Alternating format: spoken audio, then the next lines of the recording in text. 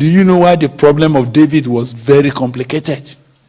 When he found himself lusting.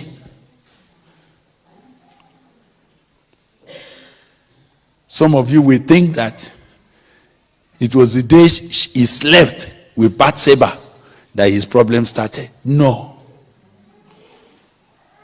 You see, a cover-up habit keeps growing inside. What some of you don't know is, can I tell you what you don't know? The power of sin, the secret of sin, is in its secrecy. Sin is only powerful as long as you keep it secret. The day you want to break the power of sin, break the secrecy, expose it, suddenly you will find that that sin has no more power over you. But the first thing that sin begs for, whenever it comes to your life, it begs for you to make it secret. Are you hearing me? When you begin to have a misbehavior with your wife, the first thing that you are struggling with is how nobody in the parlor will know about it. Are we together? The moment your affection begins to run wild towards a strange girl, maybe your church secretary, it may be somebody in the office, it may be a student that you are teaching.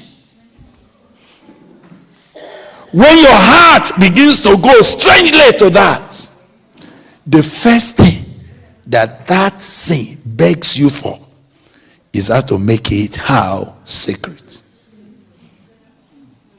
So you know what happens? That girl is this side, is on this side. When you tell your wife where you are going, you will tell your wife, I'm going here. And you may actually start so that your wife will think you are going there. And you will face this direction. Only to go this way and corner, and you face this direction. So when they ask your wife, where did your husband go? You say, he went there. Because she saw you going there. She did not know that you went behind to corner and face that direction. Sin continue to exercise power as long as you are willing to keep it secret. That's why you cannot overcome sin until you are ready to uncover it. Listen to me. Many people have become corroded in their lives simply because they agree to cover up a sinful behavior. Do you know what sin does? When it's begging you to keep it secret, it will threaten you with shame. He said, if you open up now, people will disgrace you. You don't know that the truth is that whether you cover up sin or you open it, sin actually brings you disgrace. The Bible says righteousness exalts a nation, but sin brings what? Reproach. Another word for reproach is what? Disgrace.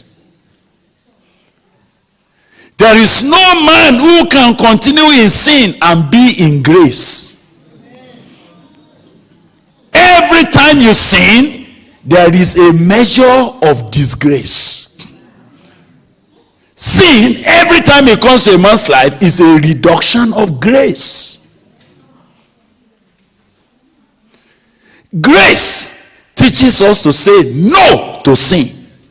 But when sin overcomes you, grace is reduced. But when does grace abound? Grace abound to a sinner who is willing, who is humble enough to open up.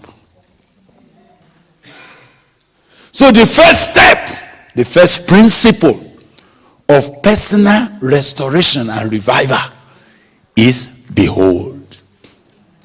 Readiness to say, Lord, look at me.